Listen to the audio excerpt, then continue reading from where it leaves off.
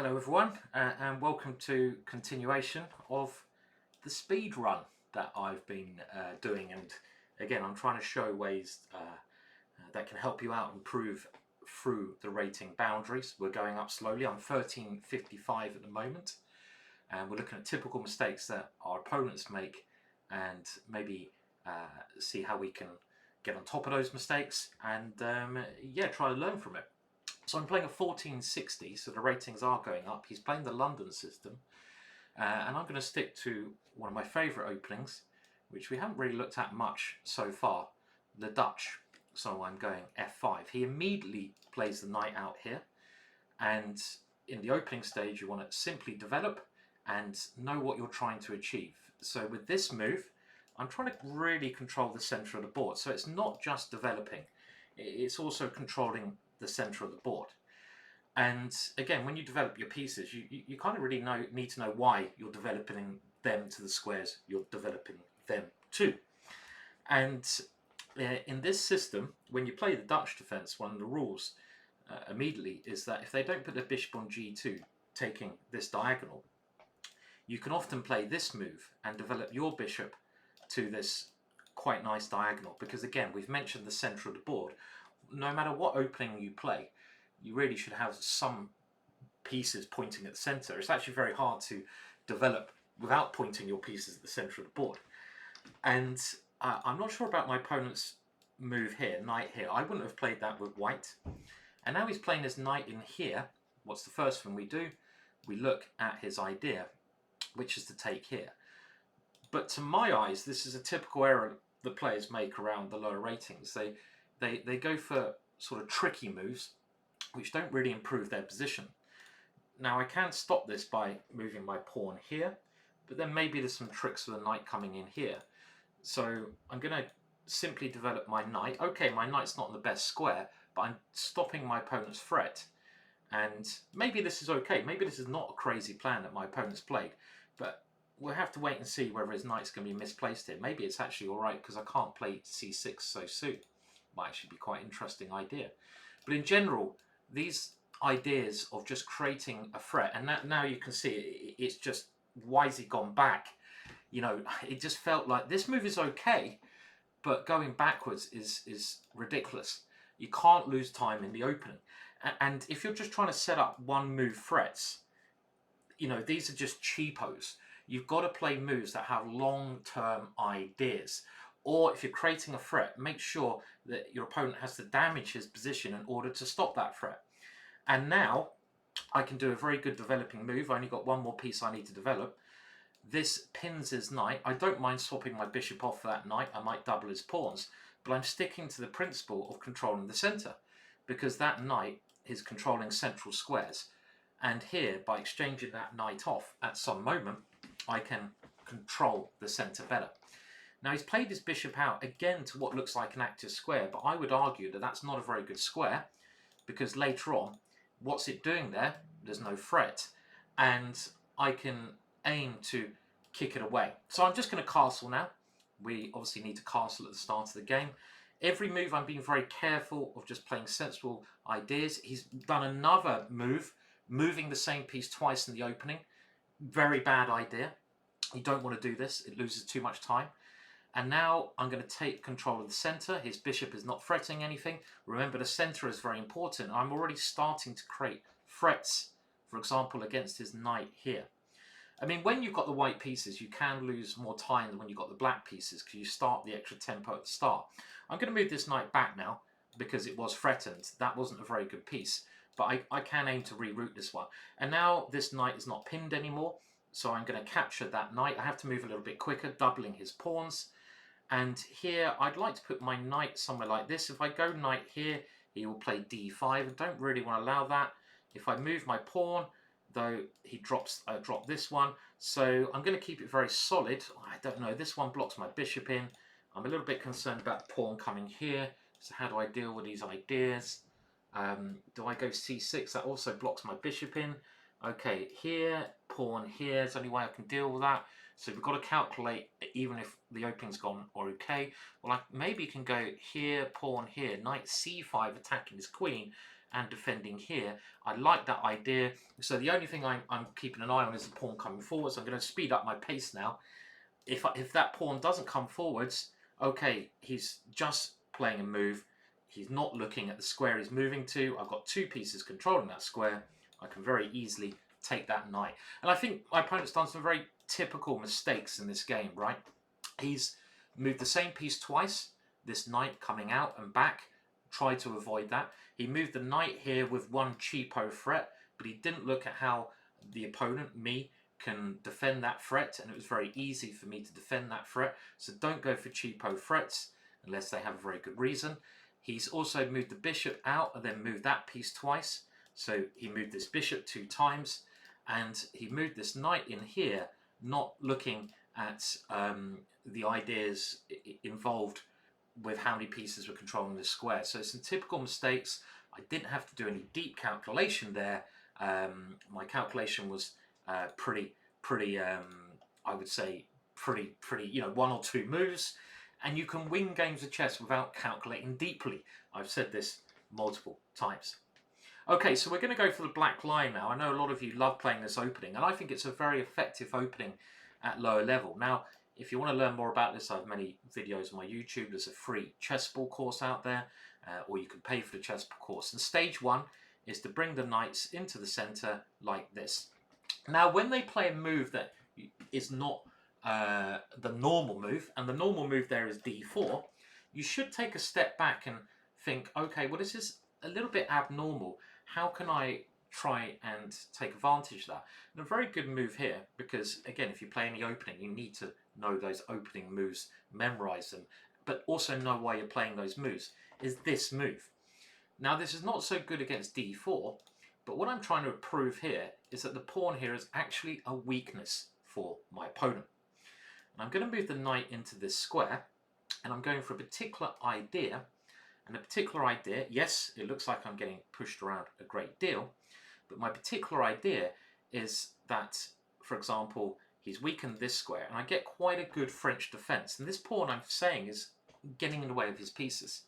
Now, ideally, I would like to swap this bishop off before playing my next move, which is going to be e6, because I need to get this bishop open. I don't like blocking this bishop in, but I don't really want to put my bishop there because it will become a target. So in this position, I am going to play e6, and I've gone into a French defense now, and I very much like the French defense, and he's played these little moves which weaken his position, and I can now play this check, and that was a crazy move that my opponent played. Why do this? You know, he played this instantaneously without thinking. Had he moved his king, yes, he can't castle, but his position is okay, because I only did this to disrupt him, but now he's simply lost a pawn. I can take that pawn with check, so I really don't know why he played this move. Okay, it's not game over, because he can get some tempo against my queen, and I'm probably now going to play a very typical move, c5, to open things up. I don't think my queen's in any danger, so I'm gonna try to keep the initiative up. So I'm gonna play this move. He's trying to swap queens. I'm very happy to swap queens. Why? Because I'm material up, but I can also play. I'm going to keep things simple. I think the best.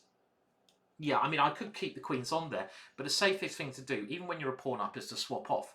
Now, I'm also very constantly aware of what my opponent's trying to do, and this knight coming in here is quite annoying.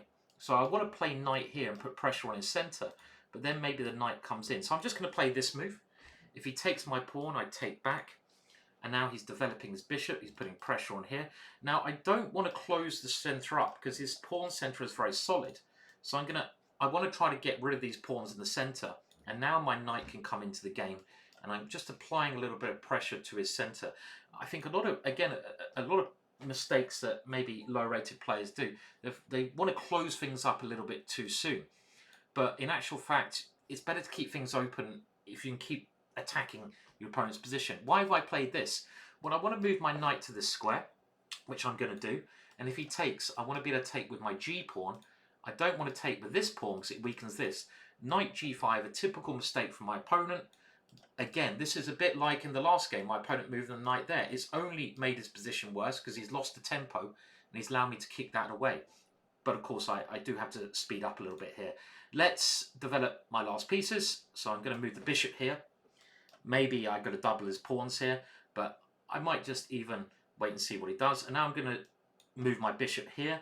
I mean, it's a long way away from winning. I'm going to retreat very safely, but I am a pawn up. So as long as I play sensible moves, and I'm not calculating it again further than 1-2 moves ahead. I'm just playing sensible, principled move, developing. I'm not rushing. I'm not thinking, oh, I need to win this position quickly, because I don't. I'm a pawn up. I'm happy to make exchanges. So this knight to me seems a little bit more active, so I'm going to exchange this one off. Maybe my bishop comes free. I'm happy to make exchanges. Why are we happy to make exchanges? Because we're a pawn up. With this move, I get on the half open file. I'm happy to make exchanges.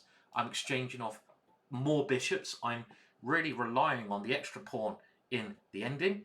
Okay, now the king is an important piece in the ending, so I'm just going to connect my rooks here and play like this. I mean, it's still, again, very hard to win this one. Okay, we automatically exchange there.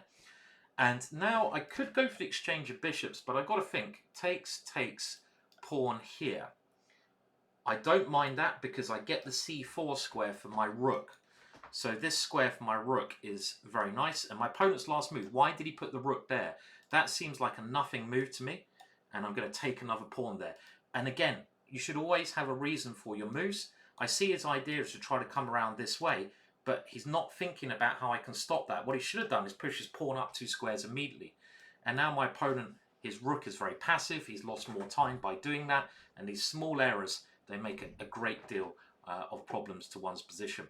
And now my rook's extremely active here. Now I've got a number of ways I could try to do this in the position. I'm going to check and take this pawn. And with this idea, we're also setting up a checkmate idea.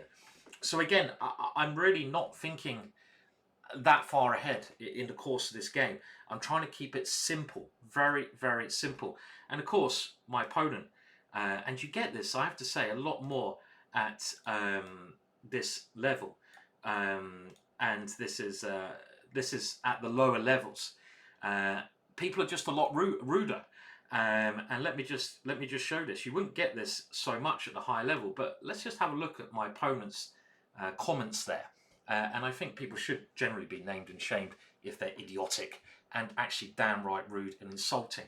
And my opponent there just writes retard, which again is a very nasty comment, which I don't agree with. And it just shows that there are a fair bit of scum around. It is the internet after all. So yes, well I hope Mike there gets some warning for that kind of language, which is not a nice way to say. But it's weird because you don't get this so much at the higher levels. You actually get this kind of rudeness only at the lower levels. So I do feel for a lot of you who honestly want to play a nice game of chess, but you come across idiots like that who try to spoil your fun. Okay, anyway, let's go move on to the next one. So I've now hit 1400. Woohoo! Great stuff. So we're moving up. We're doing a nice job of getting to the next levels. And I'm now going to go for, I know a lot of your favorite openings, the GingerGM system. Now, when you're playing any opening, you should really basically know the principal steps and why you're doing them. Now, the GingerGM London, the first 3 steps is moving the knight here and the bishop here. Now, obviously, with my opponent's last move, things have changed a little bit, because if I don't look at what my opponent's doing, you know, I'm just an idiot. And he's already creating tension in the center, so I need to think how I'm going to deal with this. Now, there's 2 ways. You can push on or you can capture. Both are very decent moves. Now, I recommend capturing in one of my courses, but I'm going to push the pawn on here, which I feel is also a very good option, because I love getting space and taking the center. And this way, with my pawn coming up behind it, don't play unnecessary pawn moves. What is the point of this move? This is a typical error. You'd never see a stronger player playing such a move as this. He might be worried about my bishop coming out here, pinning his knight, but it's not a worry, you know, and I'm now going to build my center up more. He needs to develop his pieces. already when you've got a cramped position, this pawn here is cramping his position, it can become more difficult to maneuver, but he must try somehow to get his bits out. This move, a big waste of time in a very dangerous position actually, because I have the space in the center. Typical mistake. So what am I trying to do? Well, I'm just building up the center of the board. I'm putting another pawn in the center. I'm going to try to develop my pieces to natural squares behind it, and I'm going to castle quickly. So my opponent played a decent move there, and he is controlling the center. Now, I could now consider taking here, because he can't take with a pawn really because of this check, to try and open things up. But I'm also thinking but if I do take here, he takes with his bishop, right? Which seems okay, he develops a piece. But if I give now a check here, if he defends here, I can then take on this square, which I'm going to do. And he can't take back with a piece on e6. And we can really see just how terrible this pawn move is, because when I come in here with a check, he can't play g6 because that square is not defended. So he has to move his queen, which is not something you want to do. Now, it's not game over because he's going to kick my queen away. So I shouldn't, unless I see something, you know, immediate, be thinking, oh, I need to punish him really, really quickly. But I should just be still playing natural moves. So I'm still thinking, let's just develop the knight. I mean, this check is interesting, but I think he blocks and it doesn't help me. So another thing to think about is, you know, if you get a very good position out the opening, don't suddenly think, oh, I need to kill him quickly because, you know, look at his king. Just be calm. Unless you see a very nice win, you don't need to force the issue. You can just bide your time. And I'm going to put my queen in on this square that he's weakened, because there's no way he can kick that queen away.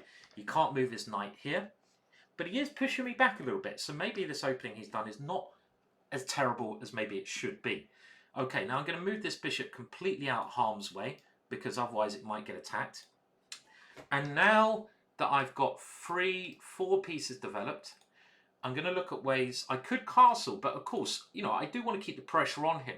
And you should always be aware of pawn breaks. And moving a piece is very tempting, developing my last one, attacking the pawn. Castling is not a bad move. But, you know, this move is another slight waste of time. Is he moving that bishop back here? Well, quite possibly attacking my queen. My queen could come back. But I really want to punish him now. And this move here creates a threat. And immediately he doesn't look at my move. I'm going to win a piece with check. Had he taken that pawn, my knight would have come into a great square. And I open his king up. His king is much more exposed than mine, which can castle in one move. But here, I will take that piece as it is check, and I'm gone a piece up. So what do we do when we go a piece up? Winning 1 positions. Okay, well, let's not lose the queen. Let's get it out of trouble. And now I'm going to go for... I'm not going to take any risks. I will castle. I will develop my pieces. I will try to bring my rooks into central squares. I will create threats when they can. But I think as we're often seeing in these games, in actual fact, you can win chess games by not doing anything and waiting for your opponent to make a mistake. Now, I'm just going to move my queen here. If I go here, check, maybe g5 comes. But even that, I can go knight takes, pawn takes, bishop takes, and win the queen. So actually, let's give him a check, right? And I'm happy to swap queens because I'm material up. Because, you know, we're material up. Let's not go fancy. Let's just get the queens off the board. Why not? I'm going to castle. I need to, again, speed up. And here, I'm a little bit concerned about this move. Okay, let's put the bishop here. Maybe this is a little bit annoying. Knight here. Not playing this great. I mean, the one thing is I don't want to lose on time, obviously. Now, I thought this one is okay, but maybe he can go pawn here. Okay, well, his last move, he's really giving up without a fight. He's not thinking of ways to complicate. And the more pieces that come off when you material up, we know will end. My bishop now has a nice square to go back to. More pieces getting exchanged. I'm winning another pawn. I'm going to play this very quickly. I'm now a piece and a pawn up. So I'm just going to try to centralize my pieces. I've got this square where I can put a piece. More pieces getting exchanged. I'd rather exchange them in a favorable way. So I don't want to give them the open file. Even when we don't always rush to do these obvious things. We've got to keep control of the position and do these positive things as well. So when I mean keep control, I want to keep the open file. I'm going to take this square because he might want it to open up his bishop, create some threats. I'm going to use, oh, I meant to push that 2 pawns, so that was a bit of a mouse slip. I wanted to use my pawn majority in the ending. I have 3 pawns over here. He has 2 pawns. So a good way to win in the ending is to, you know, push your majority, because later on you should be able to create a passed pawn with that majority. And the next thing I'm going to do, I'm just going to bring my king a little bit more into the center. It's an ending. I'm always looking out for counterplay. He was trying to threaten there, but I know that this pawn move stops that. If he tries to attack this pawn, okay, I'm just going to come here. And now I'm going to probably win another pawn, 36 seconds. My rook has improved. Okay, let's bring my king in very quickly. And okay, we're very happy to exchange more. The king is an important piece in the ending. The king is coming quickly in. Now my majority of pawns, 3 pawns versus 2. So the next aim is to try to create a passed pawn. Passed pawns become queens. There is my passed pawn. You can see my majority of pawns has now moved to this passed H pawn. But I can simply now win the game by just queening this pawn. Very important, majority of pawns, use that majority of pawns, and this one will become a queen, and we can see it's pretty straightforward. Okay, let's get one more game in then for this speed run. So we've gone over 1400, and I think the typical errors there that my opponent made, well, first of all, he played an opening already, it seemed like on move 3, after I played this move. He didn't know what to do.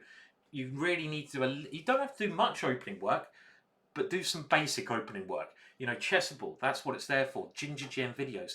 You know, there's many resources out there. You know, we're using chess.com here for the speed run, and very kindly let me do it. They have some lessons. Do it however you want to do it, but learn some basics. His losing move may well have been this little pawn move. Don't play unnecessary moves. Did I do anything special? Not at all. I just developed my pieces. I won material when I had the chance, and I opened up his position as much as I can with this kind of move, because his king is weaker than mine. I didn't need to calculate. You know, as I've said many times, at this level you don't really need to have that deep calculation. This time we're going to, our last game, we're going to go for an e4 opening, and my opponent is playing what we call a modern defense. So I'm going to take over the center, 2 pawns in the center, most important part of the board. My opponent's attacking the pawn. I'm going to defend that pawn, and my opponent now playing c6. This is a system. You know, some openings are worse than others. You can play this, but as black, you give away a lot of space. Now, the most critical move is f4, but in this speed run, I just want to show how good, sensible, developing moves can get you great results. Normally, by playing good, sensible, developing moves, you can even wait around this level, my opponent 1374, a good rating. You can even wait, really, for them to make an error and capitalize on that. So my opponent now, he's moved his queen here. I don't like this move from my opponent. We should always look, what's his idea? Well, his idea, he's pinning my knight, is to go knight takes pawn here. But as long as I avoid this cheapo, then I should be okay. So I'm going to develop my bishop, defend that pawn, and I'm saying to my opponent, this seems to be something that comes up all the time. You know, at this level, players playing moves which create little one-move threats but make their position worse. Because I'm sure my opponent's queen is worse placed over here. And I'm just going to castle now. I mean, I don't really see why his queen should be on this square, right? It doesn't make sense to me. His position's not terrible, but it's little errors which make things terrible. Okay, now I could open up the position, but I'm actually thinking, let's just develop my last piece so I can take there with the bishop, because he did have a little bit of pressure there. And I've got all my pieces developed now. And now I'm going to give that bishop a kick. I'm happy if he takes. If he comes back, I may well even go here now. Let's play the most aggressive move in the position. His bishop does come back. And now, does this one work? Let's go here. This is a very typical standard move. You get this in the Ruy Lopez when you kick this bishop away and your knight comes here. It was a famous Capablanca game. And the point of this is sometimes you take the bishop, but often this knight comes into this square, because on this square, you know, you're already making that bishop bad, and he's going to have to take it off when you can get an attack on the g file. But first of all, what do I want to do here? Do I want to get my queen out the way so my rooks get connected? Why not? Or do I even want to push here? This is a very brave move. I think, in actual fact, I'm going to move my knight here, and I'm going to keep it simple. Now, if he captures, I'm going to take and open up the g file. I get a bishop for a knight. I do double my pawns, but it doesn't matter if you have double pawns if a lot of your pawns are in the center of the board, and it feels like my pawns are very centralized here, and I got this one coming as well, so I don't mind my double pawns. Okay, now my opponent's playing well. He is trying to open up lines, and if he takes here, I want to be able to take with a piece, so I'm going to collect my rooks and be able to take with a piece on that square. Yes, he has one file to attack me, but that's not going to be enough to cause any serious damage, because my king can just pop over. You can't cause serious damage just with one piece. And my queen is extremely well placed here. And now we have to think where my opponent's going to put his king. He's going to have to go queenside. This queen, very nicely placed.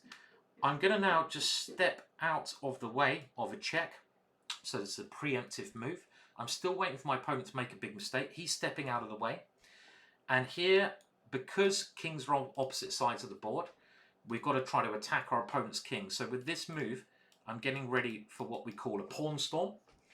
And could that be the blunder? Because he's moved into the same file as the bishop. And again, by playing sensible moves, I haven't had to do anything to get a winning position, win material. This move here wins material. It unleashes my bishop and it attacks his knight. And by taking here, I attack his bishop again. And this is working out very well for me. I've won material. Yes, he can keep the game alive maybe by bishop takes, but my knight is on pre. I'm going to move it back. If he decides to take here, well, he gets 2 rooks to the queen, but you can count the material. I have one apiece. So as long as I'm very careful here, I feel my position should be winning. If I get a chance, next move, I'm going to move the rook here, line up against his king, give me some attacking chances. I didn't want to do that last move because he would take my knight. My king is very safe here. You know, if he moves his rook there, so what? He hasn't got any other firepower.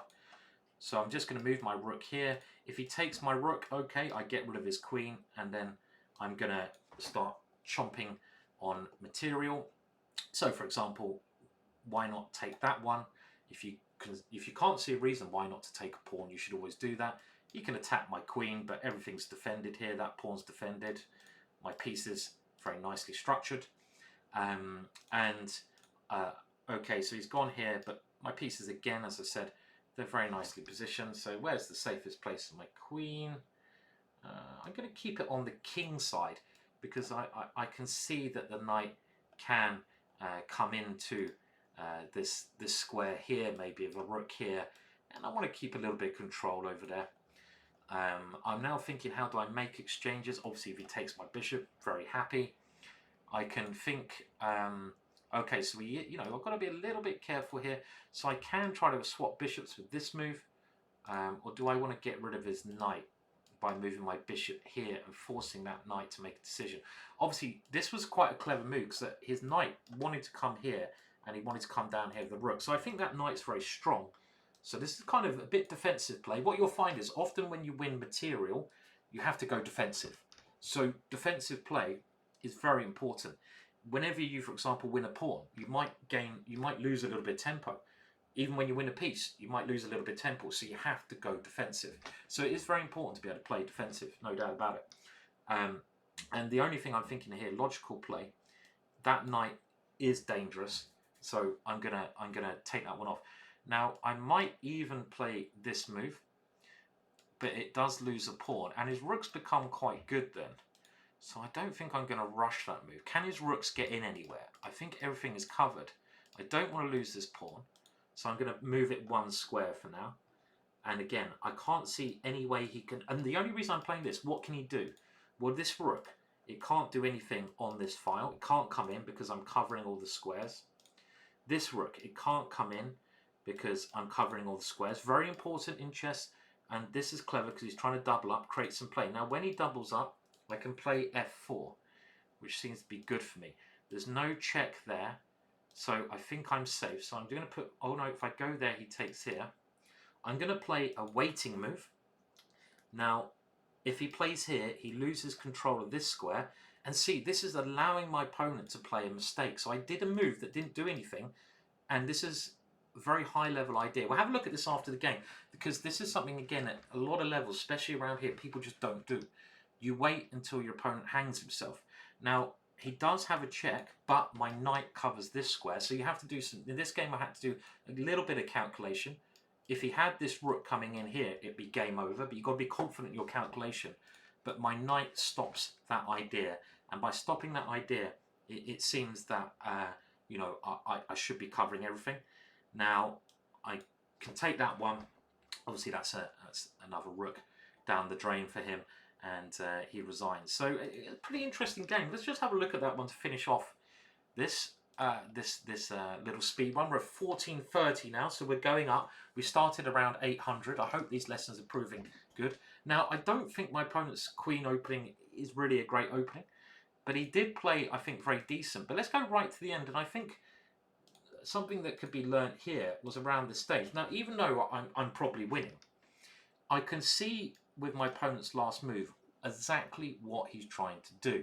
And this is something that lower rated players don't do. So the lesson of the day is always think, what is my opponent trying to do? And here it's quite clear that he's trying to double up on the open file. It looks logical. But I realise that if he doubles up on the open file, he allows me to play this pawn forwards, and he then can't take the pawn and win the pawn with his rook because he's lost control of that square. So I do a nothing move. If I was forced to do something active here, my position could even get worse. If I move my queen, he can take this pawn. If I move my knight, his rook comes in. If I move my bishop, okay, I stop him moving his rook, but I actually realise I want him to play this move. So I'm really in control of this game. And by playing this move, which is a nothing move, he should also play a nothing move like pawn here, but he doesn't. I allow him to hang himself and to play an error, a big error there. And as soon as he plays this move, I now push his bishop away, realizing that his rooks can't do anything because I'm controlling that square. His bishop maybe could try coming in here with a little trick. If I take that, his rook comes in. But I still feel I've gained something with his pawn moves. Maybe I just come back with the queen next move, controlling everything there, and then I start pushing my pawns. But the point is, if you really work out what your opponent's trying to do, this is what top players do, you can allow them to make mistakes. So don't just think about your own moves, think about your opponent's moves. Please like and subscribe to my channel. I haven't done one of these videos for ages, but I will try to get more of these videos released soon. And thank you for watching, and I really hope these help improve your chess.